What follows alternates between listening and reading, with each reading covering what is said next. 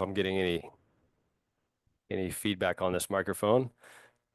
Sounding clear? Okay, great. I really want to thank Land of Medicine Buddha for bringing us here tonight. I'm here on behalf of Dharma Voices for Animals.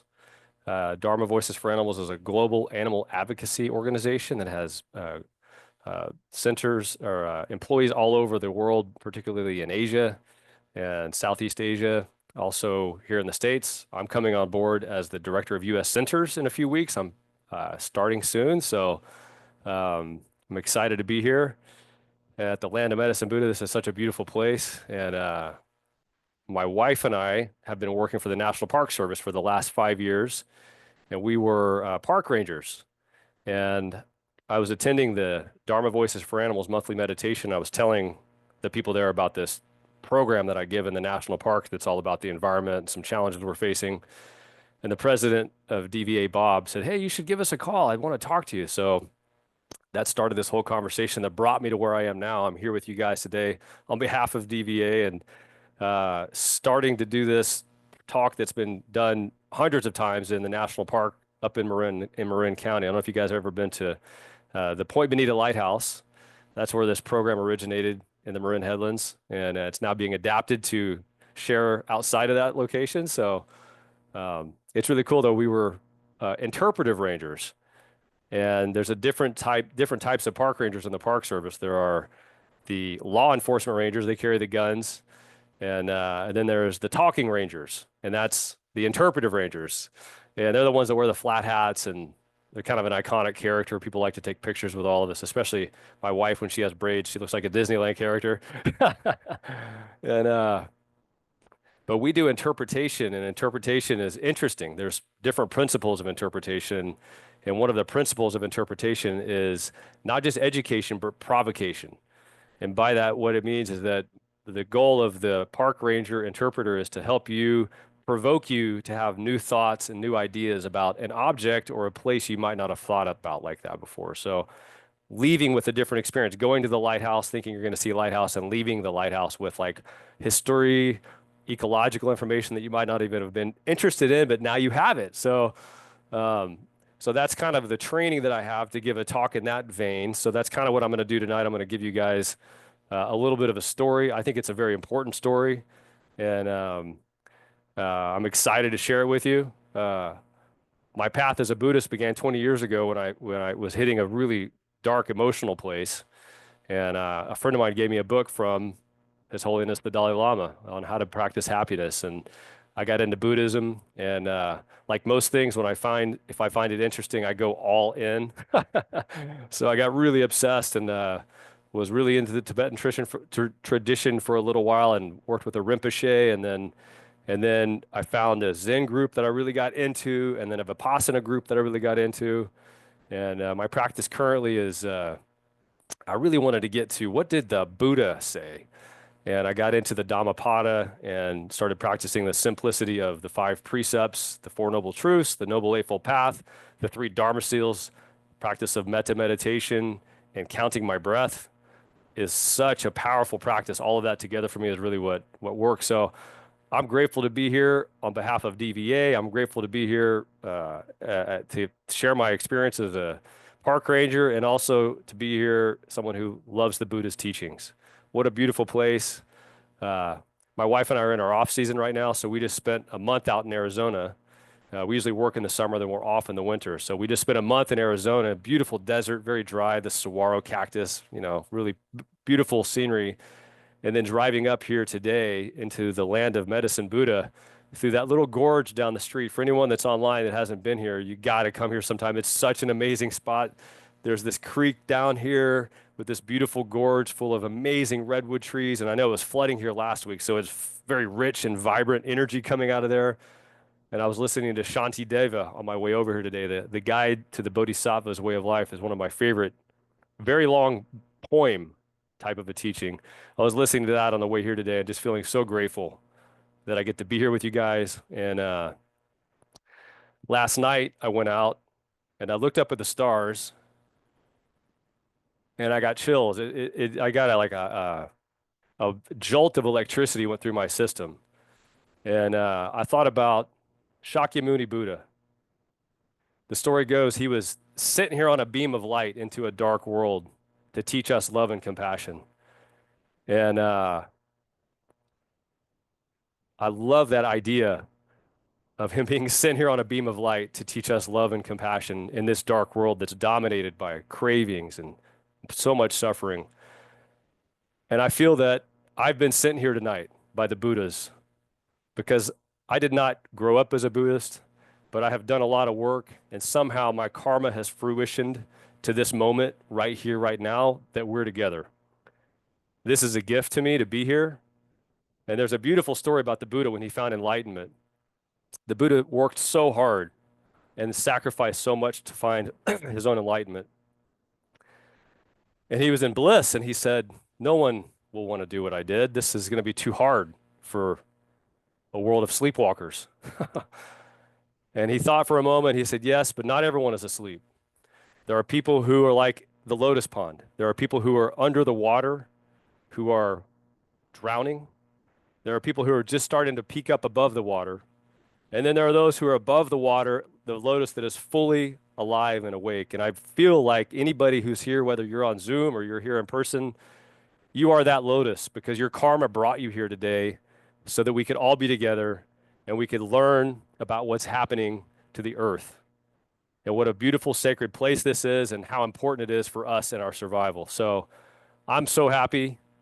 I was getting emotional. I was telling my wife about that last night. I was getting emotional. I held it together better today. So, but what I want to do, I want to tell you guys a story about what happened and what's happening now.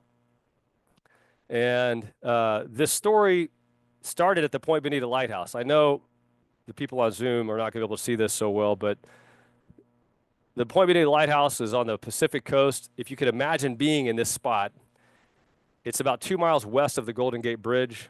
The lighthouse sits out on a little point, and you've got the entire Point Reyes, the ocean, San Francisco, the Presidio, back around. You can see downtown San Francisco on the Golden Gate Bridge. It's a really beautiful place, and there's thousands of sentient beings there.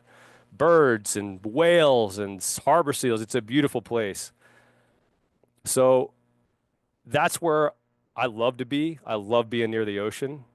But I want everybody online and here to just close your eyes for a minute. Imagine a really beautiful place that you love, a place in nature that you feel is a special place for you in your heart. I mentioned these redwood trees driving up here today. I love the redwood trees and that smell. I want you to pause for a second and think about a favorite spot. And someone here in person, what's a spot you love? Anybody want to share a spot? A park or a location, anything? Yes, I mean, yes. Red, Redwood National Park, yeah. Tyler, you have a favorite place?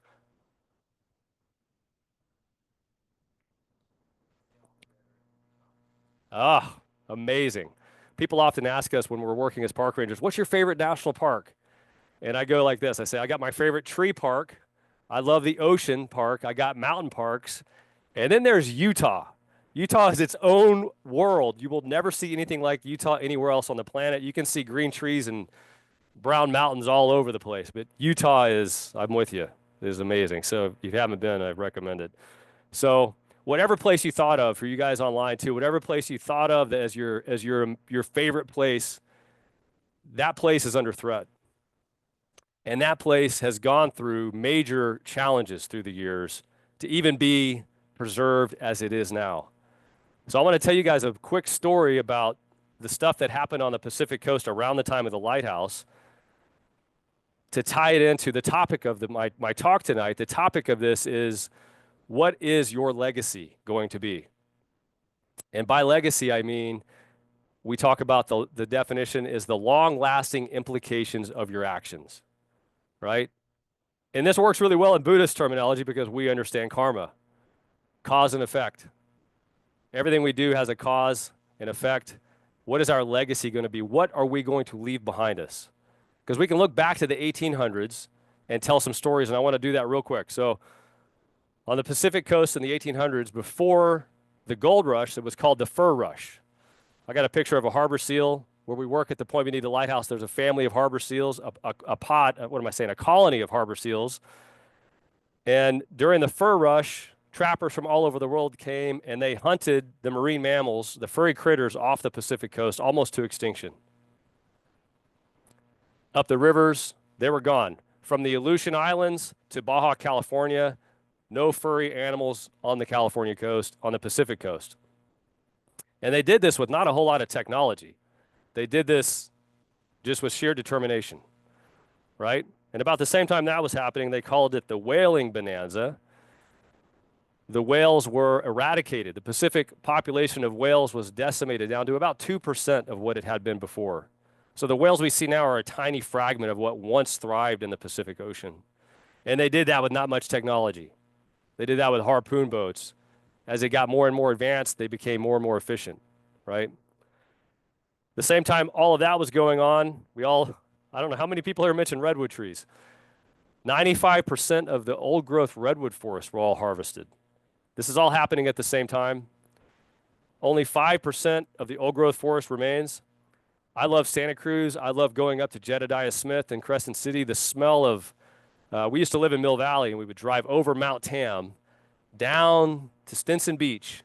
And there's this one stretch where the ocean air meets the redwood forest. That is magic. That is such a magical experience to smell that. And you smell that in Santa Cruz all the time. It's beautiful. So I love the redwood forest. And I got a picture here of guys that had cut down a big tree, and they're very proud of themselves. And we look at this, and I say, what were they thinking? What were they thinking? How could they do this? I love these trees, and they were cutting them down. Why? Why were they doing this? Well, we know they were driven by greed partially, but they really and truly deeply believed that no matter what they did, they would not have an impact on the earth. They didn't have the science or the technology or the research to even look at a GPS map and see there's no trees past a certain point. They didn't have the technology we had today, but they had this belief, and the belief was echoed by Lewis and Clark in their endeavor as they traveled across the United States. In Lewis and Clark's journals, they said, nature is so bountiful and so infinite and so God-given, nothing we could do would ever make an impact. This is the human thinking that causes total destruction on this planet, that our actions have no consequences to the earth. They thought it in the 1800s, and I'm concerned that it's still happening today, right? So I want to introduce this idea of the eco versus the ego, right? So when the human mind is ego-based, we dominate. We're the top predator, we run the show, we're in charge, right? That's kind of the attitude that we have. And then there's a shift we can make to be more eco-minded, where we're part of the system. And when I was at the Point Bonita Lighthouse, I would challenge people, when you come out here, be one of the beings. Don't think of yourself as the top being. We're surrounded by thousands of beings. Even in this forest, there's banana slugs and frogs. I heard crickets and frogs. I love frogs. I think frogs are one of the coolest. And they're out there chirping and singing, right? I like frogs because they're thin-skinned and sensitive. And that's how I can be sometimes. So I think that's why I like frogs so much. But when we think about being eco-minded, we're part of the ecosystem rather than the top dominant part of the ecosystem, right?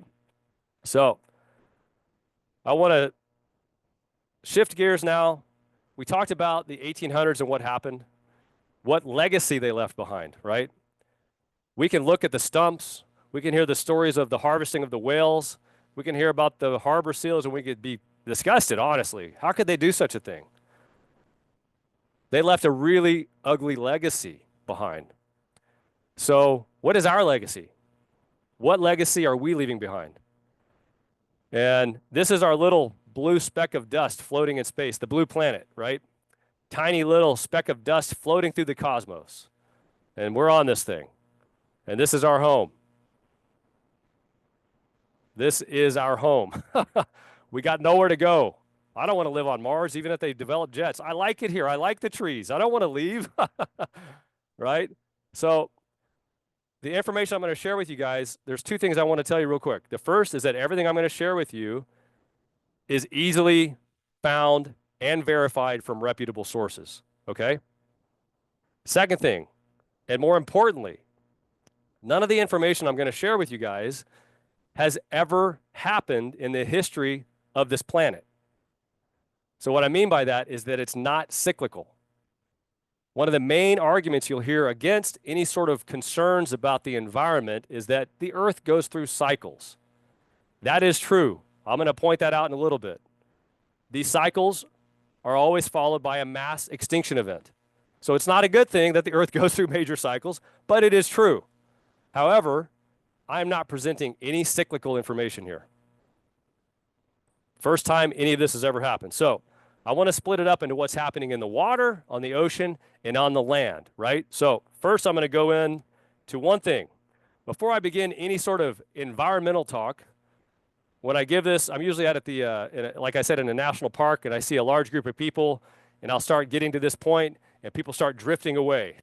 And I say, before you go, the reason why an eco talk is important is because of the economy is tied to the ecosystem. A lot of people don't think about this.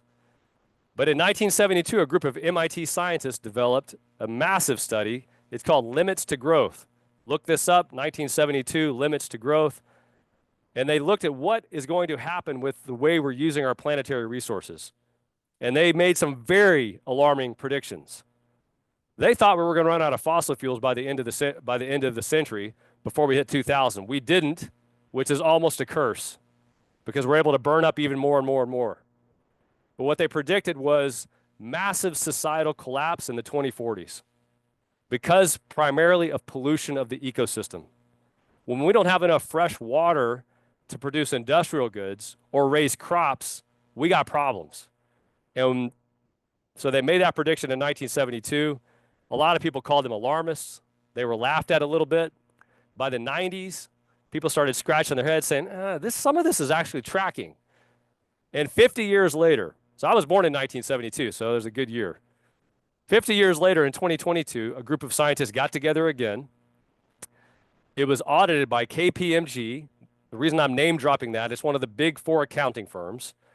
So it was a very reputable accounting firm did an audit of this study. The study was republished in the journal, the Yale Journal of Industrial Ecology. And what they found was that we're actually ahead of schedule for collapse. They had a couple different options. One was that technology is going to accelerate so quickly it'll solve all of our problems. Technology is accelerating faster than they expected. But what has happened is population has skyrocketed, and a lot of people are going along with what they call business as usual. The way to save things is with technology and more modest lifestyle, more eco-friendly choices. Most of the earth is going away from eco-friendly choices and going into maximalist ideology, right? Using as much as they can. So it's a grim outlook, but we can still make a change if we make change quickly. They predicted food collapses first, economy collapses second, population collapses third. That does not sound good. And we're already facing some of these things today. I'll get into that in a little bit. So that's why we're going to get into the environmental talk now, but I wanted to talk about the importance of the environment for the economy, for anyone that might just be leaning more that way, right? So we need a healthy ecosystem for the economy to survive. So first thing I want to talk about is the water, the ocean. 70% of this earth is made up of the ocean. Most of the water on this earth is salt water. We don't have a whole lot of fresh water. But what's happening in the ocean is a major problem because 70% of the oxygen we breathe comes from the ocean. Phytoplankton and algae produces the air that we breathe. And if the ocean is filled with plastic and destroyed, we're literally taking oxygen away from ourselves. So this is a picture of the Great Pacific Garbage Patch. You guys might have heard of that. There's garbage patches everywhere. But the problem isn't what you even see on the top. The problem is these gigantic islands are floating and the sun is beating down on them and they're melting. And they're creating massive plastic smog under the water, under the top of the water into the ocean, which is creating dead zones of massive size. So as the ocean dies, the oxygen production dies, we have a hard time surviving. So there's this big lie we've all been told that plastic is recyclable. So let's say you have a bottle and it says number 2 on it. You feel good about yourself. You walk over, you open the blue can. Hey, I recycled that. Good job. I feel good about myself. What percentage would you guess of that plastic is recycled? I'm not talking about toothbrushes. There's toothbrushes on this planet 100 years old that are still biodegrading or degrading. Plastic wrappers from Dorito bags, the plastic containers from salads, the greens, none of that's recyclable. I'm talking about blue bottle with the number of the can. Who wants to guess what percentage of that is actually recycled? I know you know the answer. Tyler, what do you guess? 5%. You got it. 5% is all that is actually recycled. So this may not seem like a big deal, but over the course of a lifetime, 9 billion people carrying their own water bottle makes a difference, right? So there's great resources to go plastic free. Look up plastic free shopping. We just found this great place called Zero Waste Outlet. There's a zero waste store. You can get everything, including your cleaning supplies, all plastic free. They even ship it to you in compostable stuff. So there are more and more resources out there to go plastic free. We got to make a difference and do those things. So the ocean is also suffering from acidification, from pollution from cities, but from animal agriculture. Tons and tons and tons of manure is washed into the ocean. This is a picture of the Gulf Coast, and you can see there is dead zones where no life can exist right off the coast. The farms run off the nitrogen from the soil, and the manure goes into the ocean and creates dead zones. So the oceans are struggling. But now I want to switch gears and talk about the land, okay? So 30% of the earth is covered by land, and I want to start off by introducing what's called the Living Planet Index Report. This is from 2020, and there's an updated version of 2022 from the World Wildlife Fund. You guys ever heard of the World Wildlife Fund? They got a cute little panda bear. They do an exhaustive study every year of over 5,000 different types of species: mammals, birds, amphibians, reptiles, and fish. And they do an exhaustive study account to see how many animals there are on this planet, biodiverse wild animals on this planet. And what they have found is that since they started doing this monitoring, once again about 50 years ago in 1970, there's been a reduction of 73%. This is a slide I've been using for the last couple of years from 2018 that says 69. They just came out with their new report from 2020, and the number's gone down 4%. So there's been a 73% reduction in biodiverse wildlife just in the last 50 years. Just in the last 50 years, this is what's happening. And one of the reasons it's happening is because of the population of humans. As the population skyrockets, there's just not enough space for all of us. This is not an infinite planet. We have finite resources, and we're using them up dramatically fast. So this shows as the population skyrockets, so does extinction events. Have you guys ever heard of the Holocene extinction? It's what we're currently in right now. This is a chart from National Geographic. We're currently in the Holocene extinction.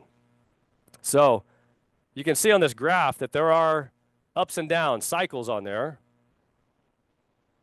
Those are the cycles that the Earth has gone through, always followed by a mass extinction event. We're currently in the Holocene extinction, and there's two things that make this Holocene extinction unique, unlike any other extinction event in the history of extinction events. The first thing that makes this extinction event unique is that the rates of extinction are currently 1,000 times greater than ever seen before in the history of this planet. 1,000 times greater than in any of these other extinction events. Now, what's even more tragic is that this is the first extinction event in the history of the Earth that's being caused by a single species. Who wants to guess what that species is? Not funny, but it is. Good guess. It's true. This is the first extinction event caused by a species, and we are the ones causing this extinction event. With our population and the things we're doing to the Earth, we are wiping out the biodiversity on this planet at a rate never seen before. Just in the last 2 years, it went from 69 reduction to 73% reduction. So dramatic loss. And why is this happening? So what we're doing with the land is what's causing the problem, right? So I've got a chart here, and it shows 3 different categories for mammals. Livestock that we grow for food, mammals, so cows, pigs, lambs, goats, whatever other mammals we grow for food. The second category is humans, and the third category is biodiverse wildlife that is mammalian. 3 categories to divide up all the mammals on Earth. Who wants to guess what percentage of mammals on Earth are livestock? Cows, pigs, and chickens. If you have good eyesight, you could probably guess. 60% of all mammals on Earth are farm animals we raise for food. 36% of mammals on Earth are humans, which leaves 4% of mammals on this earth are actually wild animals, biodiverse wildlife. This number has skyrocketed in the last century, and particularly in the last 35 years or so. The number of animals we're growing for food is skyrocketing because as the population grows and people have certain food choices, there's no land left for anything other than our farming. So the rainforest is another big concern. I talked a little bit, I'm talking about the land now. So the ocean is where we get 70% of our oxygen. The other 30% of the oxygen we breathe comes from the forests. We're in a very oxygen-rich environment today. These trees are pumping out, man. It's just positive, negative ions down here. Beautiful, positive energy. But the rainforest is being destroyed at a rate of 80,000 acres per day. I believe it's an acre every second is destroyed, partially for grazing farm animals, but a lot of it is for growing crops. Soybeans and other crops are grown. Over 92% of soybeans grown in the Amazon are used to feed farm animals. Cows, pigs, chickens, and even fish eat soybeans now, right? It's not just all the vegans eating up the tofu. So we look at this picture, we see cattle in the Amazon. You may say, okay, fine, I'll just stop eating beef. Everyone's heard that story before. But while cows are a big part of the problem, we got more problems too. So this is a chart that shows the number of farmed animals for food has nearly doubled in the last 35 years. And then this other chart shows how many animals that we grow and what they are. And if we look at it, it's hard to see, I know, for you guys, but we have egg-laying hens, turkeys, pigs, and cows make up about 10%. 90% of animals raised for food, for meat, are meat chickens. So everybody thinks they're doing this eco-friendly thing by just eating chicken, but there's so many of them. The numbers are about 100 million cows, 125 million pigs, 257 million turkeys, 400 million egg-laying hens, 9.2 billion chickens are slaughtered every year.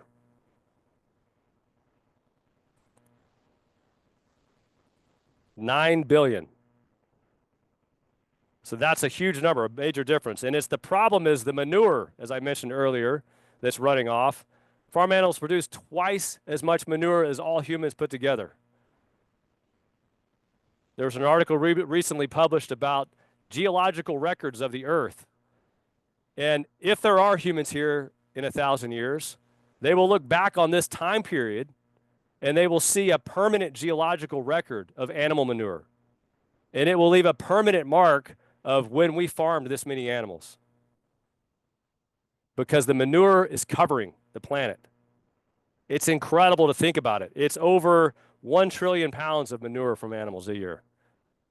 And this is going into our water supply in the oceans, and it's leaving a permanent mark, as I said. So another big concern is how much water goes into this project. We don't have a whole lot of water on the earth in the first place, very little fresh water, but we use so much of it on animal agriculture, it's incredible. And everybody knows, back to the cow thing, everybody knows, oh, cow, that's a lot of water for beef, 1,800 gallons per pound of beef. Oh, I'll eat chicken, only 500 gallons for a pound of chicken. That's a more eco-friendly choice, right? But we go back to the numbers. I calculated this. This is my best estimate. Cows use around 180 billion gallons of water per year. That's drinking water to keep them alive and to feed them. Chickens, 4,000 billion, 5,000 million gallons of water per year. So we've been told this white meat is safer or better, whatever, but the amount of resources that are going into this are absolutely insane. So now this is a busy slide, and I've got something to help you guys kind of make sense of this, but I'm going to go over how much land we actually have on Earth. And I think what I'm going to do, so the people on Zoom can see me better too. Is that okay there? So I'm going to explain this slide real quick, and then I'm going to go over what it means. So this is a slide from the United Nations that shows how much land we have and what we're doing with the land, right? It's hard to follow, so I would give this talk and people would be looking, and it was hard to explain. So I came up with a 10-foot rope. And this 10-foot rope represents the blue planet that we live on, this beautiful little place called Earth. And as I said earlier, 70% of the Earth is ocean. That's where we get 70% of our oxygen. So then that leaves us about 30% of the Earth is actual land, right? How's this catching on the Zoom? Am I okay there? 30% of the Earth is actual land, but we have uninhabitable land. This is beaches and mountains and deserts and snow-capped peaks. So of the land on Earth, we only got about this much habitable land.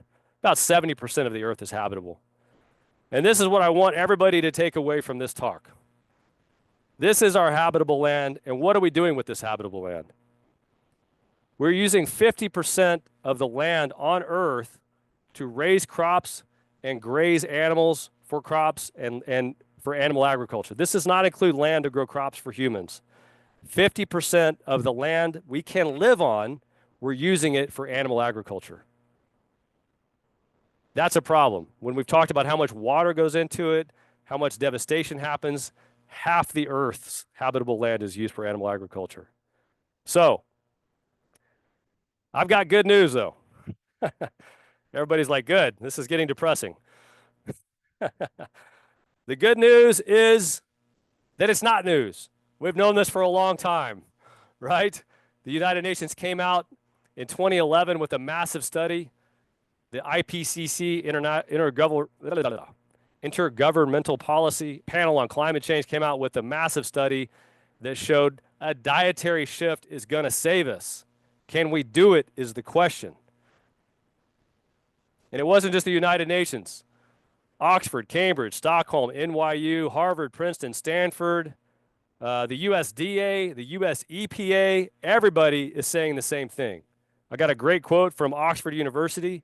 Avoiding meat and dairy is the single biggest way to reduce your impact on Earth.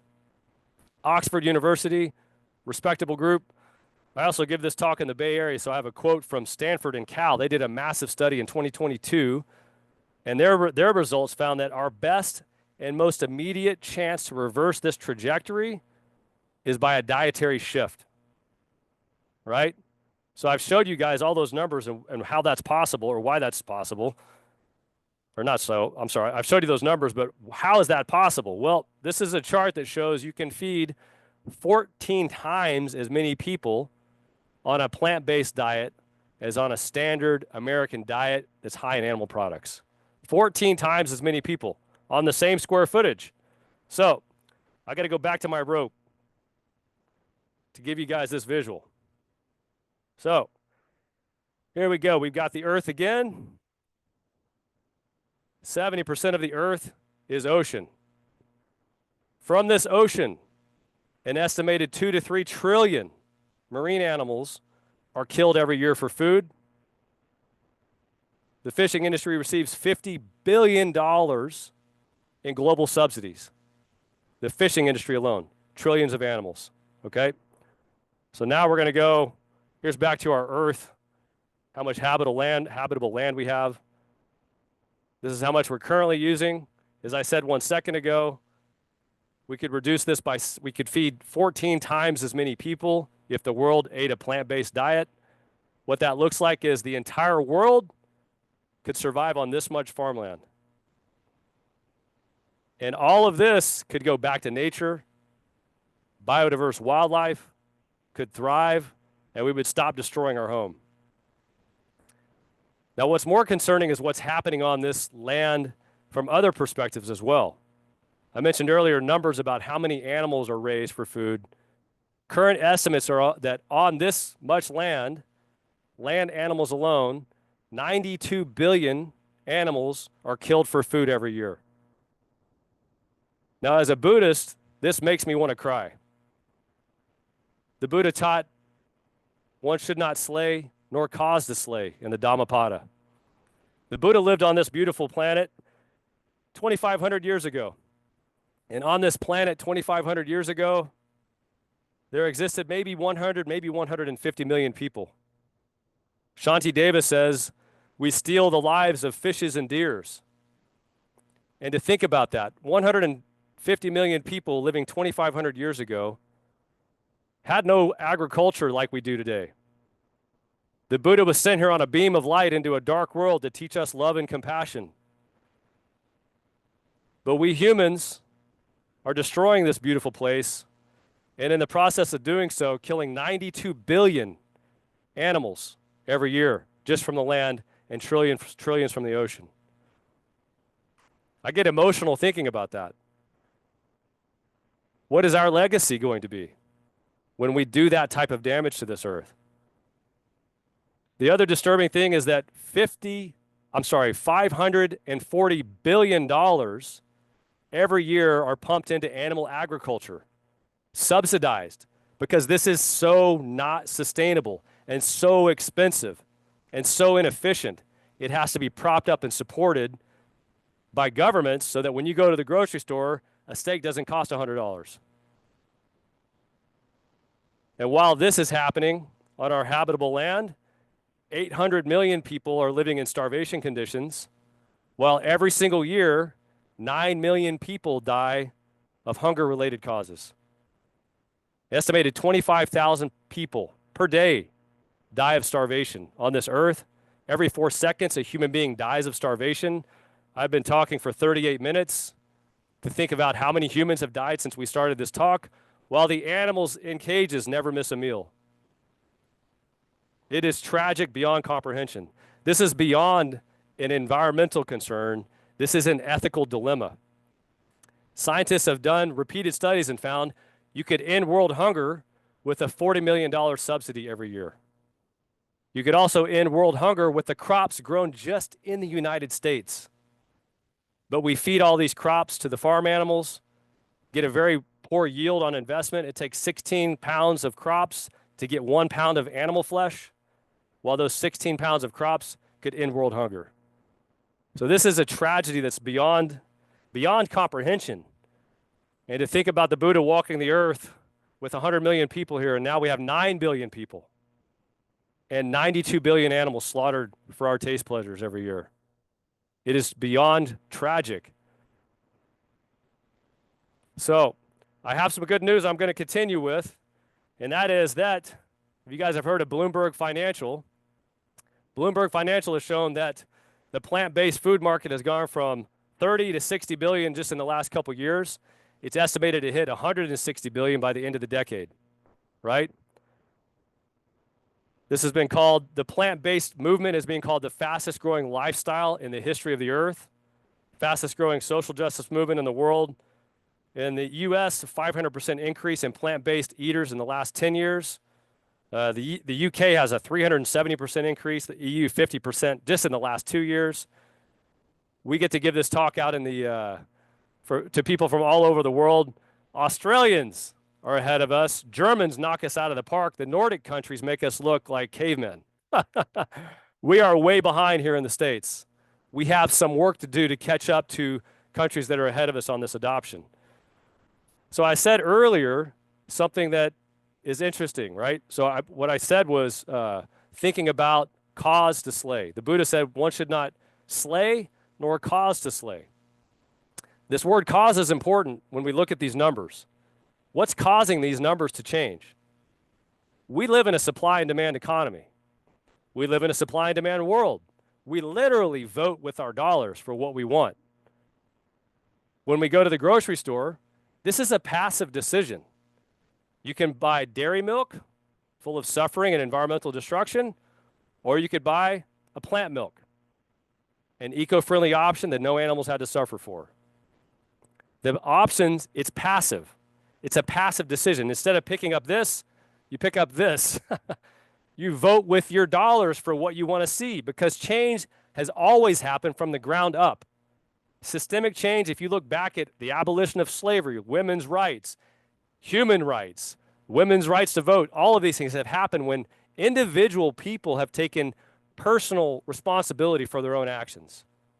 When we take accountability for what am I doing, change happens. It's not going to happen from the top down.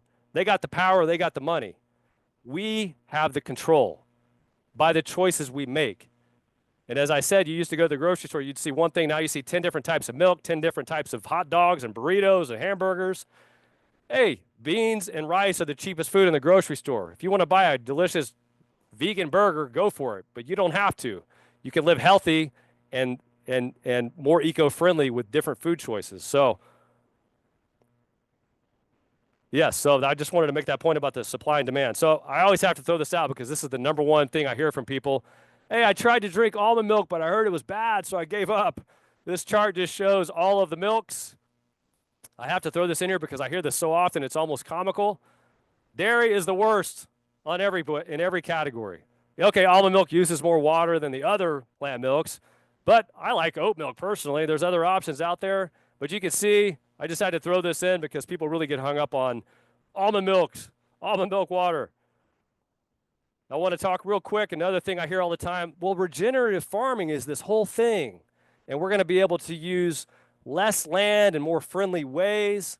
Regenerative farming, if you do some research, is a branding advertisement from animal ag to make us continue not changing. It's been called a branding exercise, a myth, and a hoax by people who are aware of the truth about the impact. The thing is, it's just not scalable. You can't feed billions of people with regenerative animal agriculture. Grass-fed beef is one of these things people talk about. I can't remember if it's 3 earths or 14 earths. You would need so much grass to feed everybody grass-fed beef. You would have to wipe out the entire United States and Canada and have grass fields just for the amount of cows that people eat to eat grass-fed beef. It's not realistic. And those cows live longer, drink more water, have more manure, so it's not sustainable from that component either. So regenerative farming is a branding hoax that's just trying to get people to not change. So, okay, so I'm getting to the end of this thing, and I mentioned in the beginning, what is our legacy going to be, right? And there's that old joke about the ostrich sticking their head in the sand. You know, I put this in my talk because when I would give this out of the parks, people sometimes by this point would be putting their fingers in their ears and walking away, right? This is not easy to hear. I'm grateful you guys have stuck this out. This is important information. I haven't sugarcoated it. I've given you the straight truth that you can easily find. What is our legacy going to be? When people look back on us in 50 or 100 years and they say, they had all of this on Netflix for free, on YouTube, you could get this information, and we didn't do anything? There's so much misinformation out there, but if you sift through who's paying for the science, you can get to the truth. Most of the information we've been told is by companies that are trying to keep us in the dark, keep us confused. But people are waking up. I was on Instagram the other day, and Ricky Gervais had that slide about the 60% cows. He was doing a stand-up act talking about how many wild animals there are. That made me so happy. I'm like, I use that slide when I talk, and Ricky Gervais is doing that. So everywhere you go right now, you're hearing about this stuff. I hope I was able to plant some seeds and allow you to start thinking about some of this stuff differently, because what is our legacy going to be, right? And I want to wrap this up and open this up for discussion, but I wanted to bring some Buddhist ideology into this real quick. You know, I got onto the Land of Medicine Buddha website just to look at it and see where I was going and get some information. And the Land of Medicine Buddha website asks us why we're here to practice the 5 precepts. No killing, no stealing, no sexual misconduct, no lying, and no intoxicants. If you look at the Pali Canon, the Buddha taught these 5 precepts as the minimum moral requirement for the layperson. The monks had 14 to 100 precepts, depending on where they were, but the Buddhist community, the lay people, were asked to practice these 5 as the minimum. While we're here, the land of medicine Buddha, we're asked to not step on an insect. What would we do if we left here and we practiced the precepts? No harm. Practicing ahimsa, nonviolence towards all beings. How beautiful would this world be? What would change if each of us took those precepts on and followed those precepts and made a change from the inside out to live differently? What would this world look like? Would it look different? Would those charts be different if more people practiced ahimsa? There's a teaching from the Buddha that says ahimsa is the highest dharma. The law of nonviolence is the ultimate law. There's probably more ultimate laws, but that's what that one sutra said. So I love that idea. The Dalai Lama, we have the picture of His Holiness, the Dalai Lama, here with us. He's been quoted many times about sentient beings. That's how I found Buddhism. About sentient beings. What is a sentient being? Any being that wants to live life. There's more technical terms with a nervous system and a spine. Any being that wants to live its life deserves its life. A metta meditation, may all beings be happy, may all beings be safe, may all beings be healthy, may all beings be at peace. Not just those I love and not just those that look like me, all beings. May they all be happy. May they all be safe. May they all be healthy, and may they all be at peace. I'm really grateful that you guys were here with me today. Dharma Voices for Animals does great work. If you want to get involved or if you have more questions, please ask me. I could send you to the website.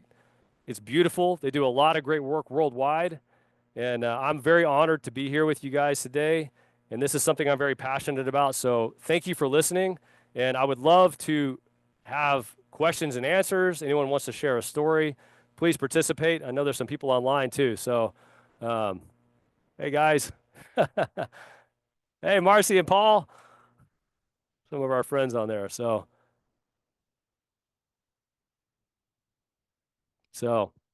oh yes, and there are 2 more talks scheduled. There's one on March 28th and another one, I believe, on April 25th. And all of that is available on the Land of Medicine Buddha website. So the last question I wanted to pose to anybody who is here, I know the Medicine Buddha is the healing Buddha.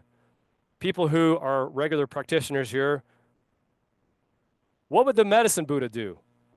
If the Medicine Buddha was here right now and showed up and was sitting with us and heard this information about what's happening to the earth, would the Medicine Buddha cover his ears and walk? No. There would be a bright light radiating from that being that would change the world. We are those Buddhas now. We have to walk that path. The Bodhisattva path is the one who's dedicated themselves to ending the suffering of others.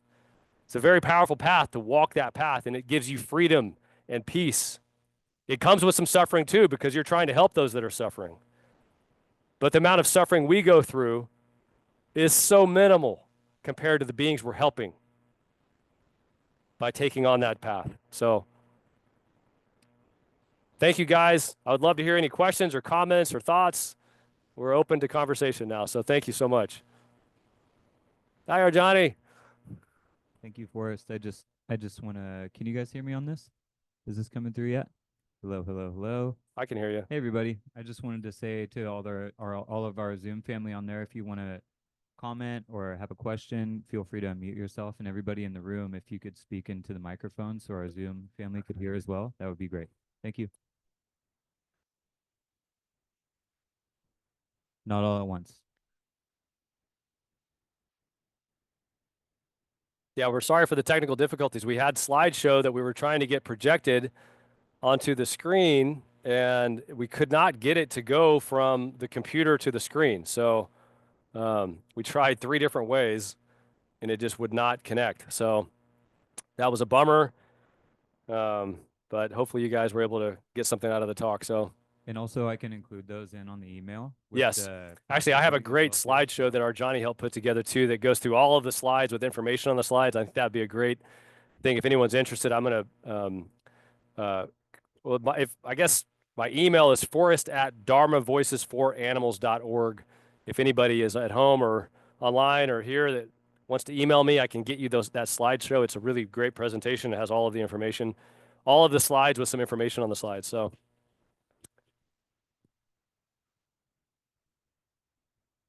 any questions or somebody ask me a question, please.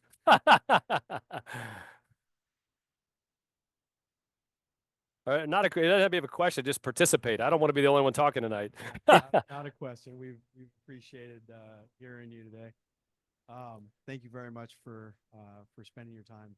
It was a very good presentation, concise, even without all of the slides. It was very impactful. Very thankful. Thank you for saying that. It means a lot. Appreciate You it. did a great job. Yeah, thank you. Yeah. What was that? Alex and I have been vegan for 17 years. When I first got into Buddhism, I thought you had to be at first, and I was like, wait a minute, I don't know. And then, but yeah, I had a dog named Frankie, and I was looking at him, and I loved him so much, and I was eating a turkey burger, and I was like, this is an animal, that's an animal. And then I was also going to a meditation group, and that meditation teacher kept talking about eating the light, not the darkness. And then I had another friend who was a hardcore animal rights guy. And between the three of those things at once, I just came home. I said, I'm going to be vegan. And Alex thought I was crazy. So, um, but she joined me too. She was like, she watched me for a couple days and I didn't die. And then she jumped on board too.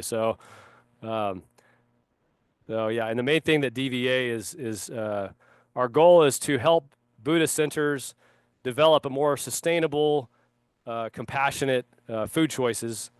Um, There's a different initiatives that the DVA works for, but DVA, Dharma Voices for Animals, works globally to promote animal advocacy and try to align uh, Buddhist centers with the practice of nonviolence and the practice of ahimsa. So, and there's, yes, as I said, I'm new to DVA, so there's people that could give a better definition than I can, I'm sure. So,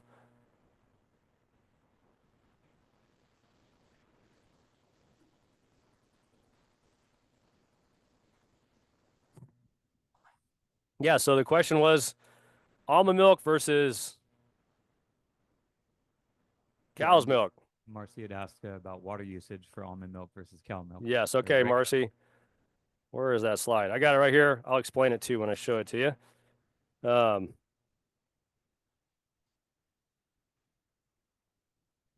I'm going to walk up a little closer to the screen here. So,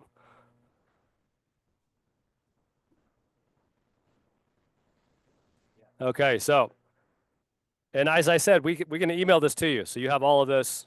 You could Google this. You could just say, how much water does almond milk use? I found this like that.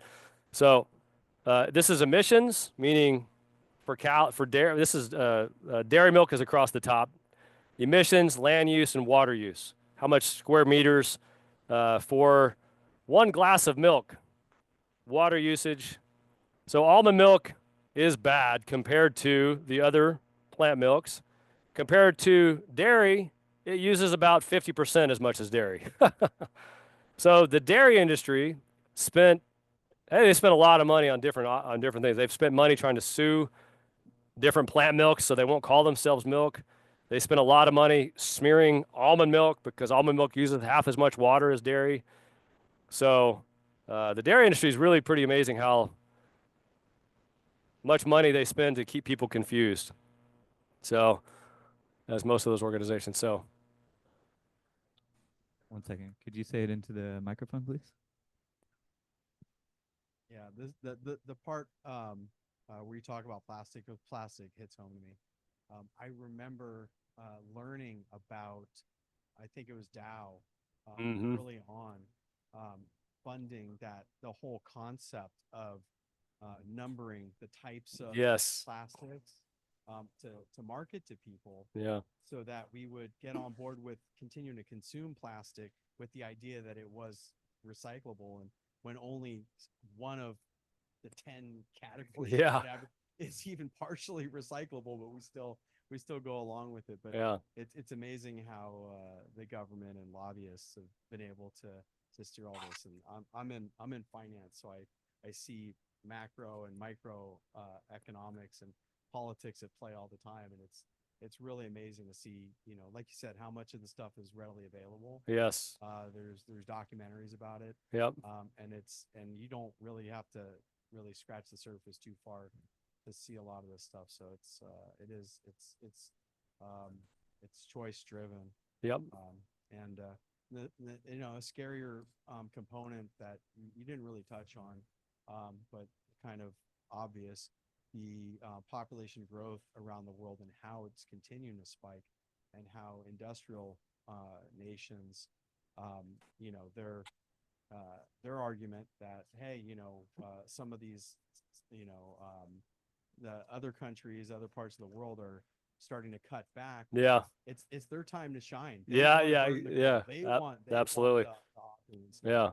And it's a tough it's a tough discussion, and how to change entire cultures for, huge populations that dwarf America Yeah. around the world, and trying to change their minds as they come online. But we can only, do what you're doing. Yeah. Continue to share the information, and make good decisions. Yeah. Vote differently with your money and with your votes. Yeah. Yeah. So, Awesome. Thank you. Are there any more questions? Yeah, or Johnny had mentioned that she would love to hear from the audience there. What was the most surprising to hear? Hmm.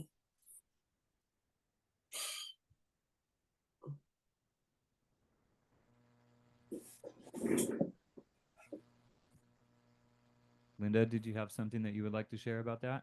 I noticed that you unmuted yourself. Oh, Hey, Linda. no, I was thinking about it, but well, I was going to say, first of all, how the whole talk was just amazing. I loved it. And we can share, I think we're going to get a copy of the talk, and we can share that with as many people as we want. Is that correct? Yeah. So the talk, Wonderful. yeah, it was recorded too, I guess. So, will that be available on the Land of Medicine Buddha site, or? Yeah, for everybody that registered as well, you will get a recording copy of the session here. And then from there, it will be shareable because you'll have the passcode and all the information as well. And also, I'm seeing something, Yeah, it'll be- DVA. Do you all share it as well? And is that located on the website? Yes, I Okay, believe so. great. Yeah, I Yeah, thought that will be Arjani on was the answering, website. but I'm sure it'll be available on the website. So, Fantastic. I Good had question, never Linda. heard of the DVA before, so I'll be looking more into that. I've done many Buddhism talks at the Land of Medicine Buddha and online, and a lot of talks at the facility, but and meditations and all that. So I'm surprised I never heard of DVA before, but I don't think I have. good. So, Well, but yeah, one thing I was surprised, I guess I was thinking about the question of what were you the most surprised about? And I guess it was how much land we use to feed the animals. I've heard the thing about, the water usage and everything, but I don't know, I'm just picturing that. And so we're just kind of, there's just so many things we're doing wrong that, it was just interesting to put it all together. yeah, thank you for sharing that. And this is overwhelming almost, to hear all of this at once. So, Yeah. the simple thing to do is to just take a breath. We can do some, meditation to get grounded, and then make different choices. Like I said, it's a passive action. You're going to go shopping anyway. You shop for different items. There's incredible resources. I know there was a question if anyone's possibly thinking about trying a plant-based diet. There's a great resource called Challenge 22. They have certified plant-based nutritionists. They guide you through a 22-day challenge with recipes and Facebook community groups, and it is free.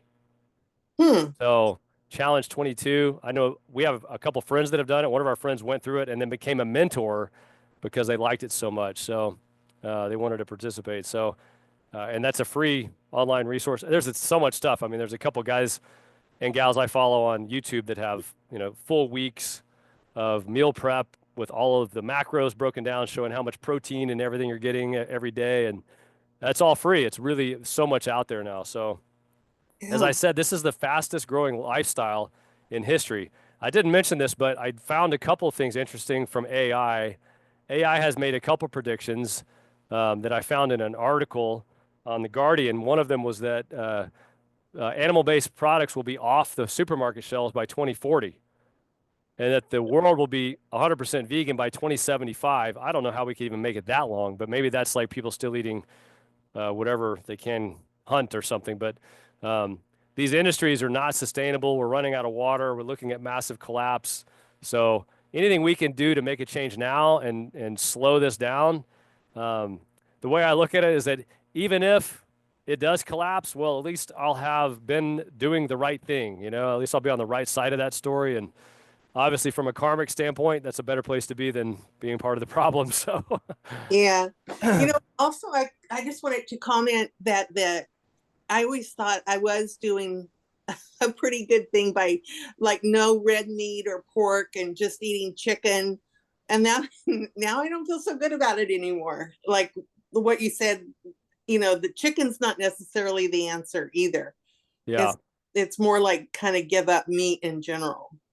Yeah, and I didn't, we definitely don't want to make anyone feel bad, but at the same time, if you're having that little nudge of saying, "Wait a second, I can do better," that's great.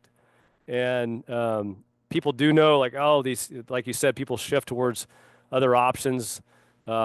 Chickens have fewer protections than any of the farm animals, and they're raised in such horrific suffering conditions that it's really just horrific to see. If you try to buy pasture raised, great free range, all that stuff, most of that is the same marketing campaign. Birds can turn this much in a crate. They're free range often, so um, Yeah. it's horrible suffering goes through those animals go through, and just even I heard a Buddhist monk once say that there's more suffering in a glass of milk than in a steak.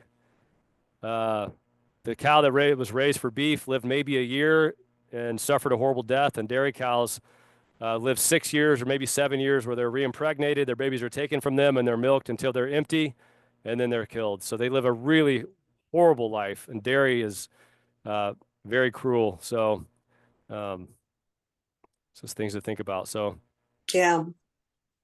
Yeah, and we have one more question here before yes. we wrap up. Yeah, and do livestock animals make up 60% of the species on the planet, or the percent of the biomass? That is a good question. I know that there's a chart that shows mammalian biomass on Earth, and I think not 60% of the species, no. 60% of the biomass. Yes, I had to read that for a second. 60% of the biomass, not of the species, because there's not. I think the farm animal, there's maybe 5 different species, maybe 6 or 8 if you count some odd animals that we don't eat but they eat, and that's something to always think about when we have these conversations. I was talking earlier about this. Like, we live in a culture where we've been programmed to see these animals as food, but we would never eat our Labrador. But we go over here, they've been programmed to see this animal as food.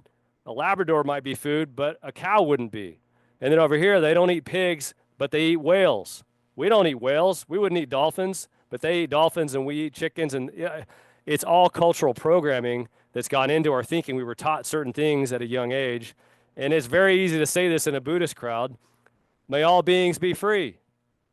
Equal love for all animals is what we practice. Equal love for all sentient beings, not just beings that look like us. Whether you have fur, feathers, scales, all beings, may they be free. So what a beautiful way to live. What a beautiful teaching. So, and yes, I want to make sure that no one misses that The next talk is going to be a little bit more about farming conditions and animal suffering. And then the last talk is given by a doctor all about plant-based nutrition. And that's going to be the third talk in the series. So this is the 3-series talk, each one having a different focus. So yes, and I'll be giving the second talk on the animals as well. So we're covering a lot of that tonight. This was more focused on the environment, but we are going into that because that came up. So, which is great. That's a good thing to talk about. So, and this is a safe place, and we're all practicing metta with our hearts. So we should be able to talk about these things, right? So, any more questions?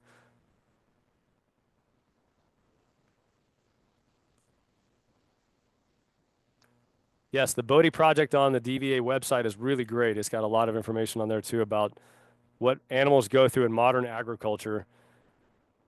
99.9% of animals are raised on farms where they have no space to live. So very, very few animals live in an open pasture. And even those animals, they want to live a long life. They don't want to die young, and they're all slaughtered early in their lives. So, well, I really appreciate everybody. If there's no more questions, I want to say thank you so much, everybody, for listening and coming. Arjani, thank you. This would not have happened without Arjani. She coordinated this whole thing, and I just showed up tonight, basically. So thank you, Arjani. That was amazing, and we're very grateful for everybody that came, and thank you, Tyler, for helping me set up and everything. So we'll sign off. May all beings be free. May all beings be safe. May all beings be happy. May all beings be at peace. Thank you. Thank you. Thank you, everybody, for joining us tonight. Thank you especially to the DVA program and everybody that participated online, and to Forrest and his beautiful wife for making the trip all the way from Arizona. Thank you so much. What a geographic change. Everybody, everybody who registered, keep a lookout for the email. Usually the class recording can take a couple hours to upload. So in the morning, I'll be sending these out, as well as all the other links to the slides and every other, a link for Forrest's email as well, and also for DVA. Perfect. And we look forward to joining you and having you join us for the next discussions with DVA. Blessings, everybody. Thank you. Thank you. Thank you. Bye. Bye, Arjani. Bye. Wonderful talk. Thank you.